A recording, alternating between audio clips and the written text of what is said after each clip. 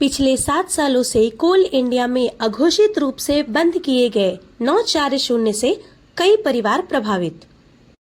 नमस्कार, मैं अंजलि कुमारी SNS 24 news में आपका स्वागत करती हूं। पिछले 7 सालों से कोल इंडिया में अघोषित रूप से बंद किए गए 940 से कई परिवार प्रभावित है। इसे लेकर कुछ ट्रेड यूनियन के नेताओं ने इसके समर्थन में वकालत की है, लेकिन कुछ ट्रेड यूनियन के नेता इस मामले को लेकर चुप्पी साध ली है। खासकर भारतीय मजदूर संघ से संबंधित ट्रेड यूनियन के कोई भी नेता खुलकर कुछ भी बोलने को तैयार नहीं है। इस मामले को आम आदमी पार्टी के सांसद संजय सिंह ने भी लोकसभा में उठाया था, लेकिन संतोषजनक जवाब संबंधित मंत्री की ओर से नहीं दी गई। आइए सुनते हैं सांसद ने लोकसभा में क्या कहा था। पे अपनी बात कहने का मौका दिया। मान्यवर, देश भर में जो बिजली की आपूर्ति थर्मल पावर के माध्यम से, थर्मल पावर प्लांट के माध्यम से होती है, उसको संचालित करने में कोल इंडिया का और कोल इंडिया के मजदूरों का बहुत महत्वपूर्ण योगदान होता है। और मुझे याद है मान्यवर कि जब कोरोना का समय था, उस वक्त भी कोल इंडिया ने अपना प्रोडक्शन बंद नहीं किया और मजदूरों ने अपना जान जोखिम पे डाल के देश के अंदर बिजली की आपूर्ति बाधित न हो, इसके लिए काम किया।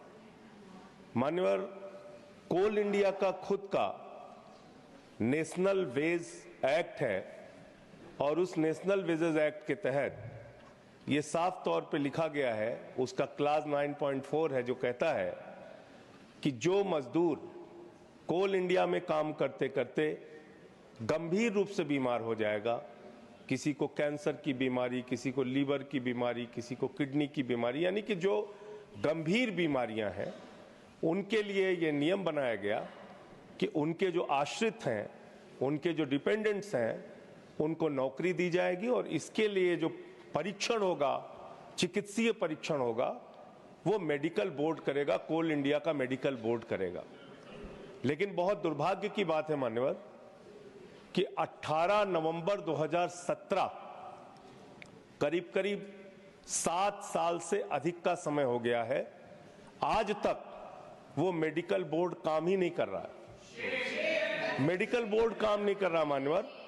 और वो जो मजदूर हैं, उन्होंने महामहिम राष्ट्रपति को कई बार प्रार्थना पत्र लिखा, आदरणीय प्रधानमंत्री जी को कई बार प्रार्थना पत्र लिखा, कोयला मंत्री जी को कई बार प्रार्थना पत्र लिखा। जो वहां से रिप्लाई आया वो भी संतोषजनक नहीं है, वो रिप्लाई भी उनके पास था। तो मान्यवर, मैं आपके माध्यम से सरकार से विनम्र अनुरोध करना चाहता हूं कि जब आपने वेजेस एक्ट बना रखे हैं उनके लिए, और ये नियम है कि जो लोग गंभीर रूप से बीमार होंगे, मेडिकल बोर्ड उनका चेकअप करेगा और जो उनके आश्रित हैं, जो उनके डिपेंडेंट्स हैं, उनको नौकरी दी जाएगी, तो उस मेडिकल बोर्ड को 7 साल से क्यों बंद रखा गया है, क्यों वो काम नहीं कर रहा है? पहली तो इसकी जांच होनी चाहिए और उन लोगों पे कार्रवाई होनी चाहिए। और जो लोग राष्ट्रपति को चिट्ठी लिख के इच्छा मृत्यु की मांग कर चुके हैं कि अब हम मरना चाहते हैं इस परिस्थिति में, उन लोगों की तकलीफों का भी ध्यान दिया जाए और मेडिकल जांच करा के उनके जो डिपेंडेंट्स हैं, आश्रित हैं, उनको अनुकंपा नियुक्ति दी जाए, उनको कोल इंडिया में नौकरी प्रदान की जाए। धन्यवाद मान्यवर। थक हार कर इस योजना से प्रभावित परिवार के लोग 28 मार्च से दिल्ली स्थित जंतर मंतर पर धरना देंगे। इस धरना की अगुवाई करने वाले BCCL के अजय कुमार गुप्ता ने क्या कहा है, आइए सुनते हैं। हाँ बताइए, आपका पूरा नाम क्या है? मेरा सर पूरा नाम अजय कुमार गुप्ता हुआ सर। अच्छा, आप कहाँ रह रहे हैं अभी? हम सर रहते धनबाद, झारखंड में सर। ठीक है, अभी क्या परेशानी हो रही है आप लोगों को? सर हम लोग का जो पिताश्री सर हैं, जो खदान में काम करते हुए सर, किसी को कैंसर, किसी को पैरालिसिस, किसी का किडनी फेल हो गया, किसी को हार्ट का प्रॉब्लम हो गया।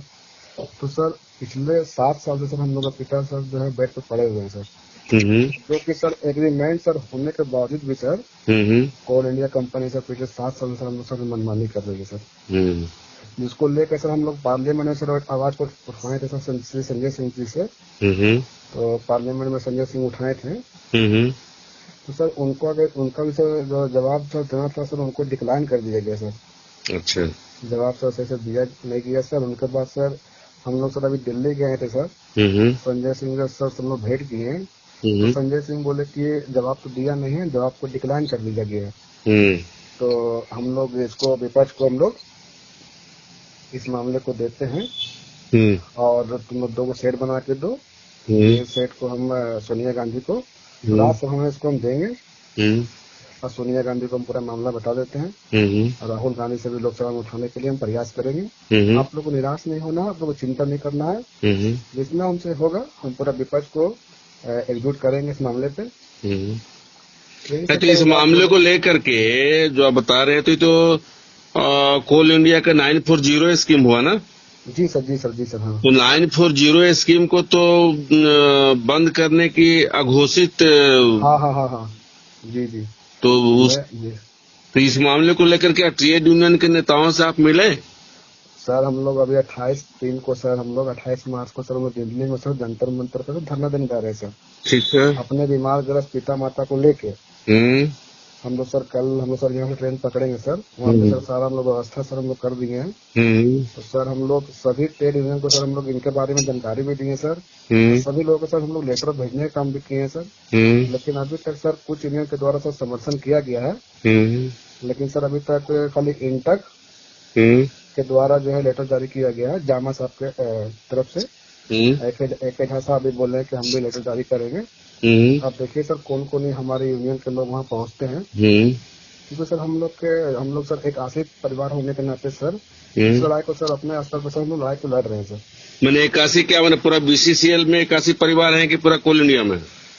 नहीं कोल इंडिया खाली बीसीसीएल में सर आपका 722 लोग ऐसा है सर अच्छा जो बीमार ग्रस्त है सर। ठीक है। अब पूरे कोल इंडिया में हमको लगता है सर करीब मेरे पास जो डाटा है सर अभी मेरे पास करीब 2300 लोग का डाटा है मेरे पास जो बीमार है।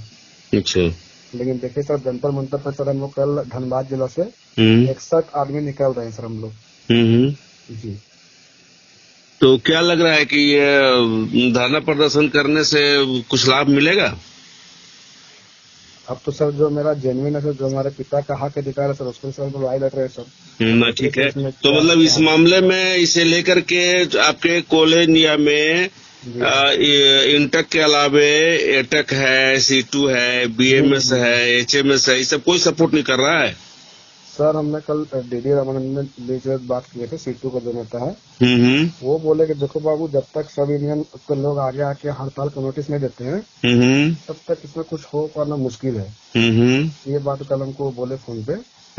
तो सर अब हम मेरा कहने मतलब सर हम तो सर आशीष परिवार ना सर। जी जी। आप सर हमारे पिता आपको टीम पे सर बैठाया है मैनेजमेंट के समझ कि आप मजदूर हित में बात कीजिएगा। तो सर हम लोग आगाह करना चाहते हैं 5 ट्रेड यूनियन के आपके चैनल के माध्यम से कि सर कम से कम आप लोग बीमार ग्रस्त मजदूर के हक अधिकार के लिए सर आवाज को उठाइए और एक बार सर आप लोग सभी 5 ट्रेड यूनियन मिल के छोटा सा मीटिंग रखिए और एक हड़ताल का नोटिस थमाइए। आप बताइए सर हम आश्रित परिवार होकर सर अगर हम लड़के ले लेंगे सर तो हमारा यूनियन सर किस काम के लिए सर बैठा हुआ है ना सर? क्योंकि सर हमारे पिता को सर स्पेशल लीव मिलता है सर, स्पेशल लीव मिलने के बाद भी सर हम लोग यूनियन को सर चंदा भी देते हैं सर।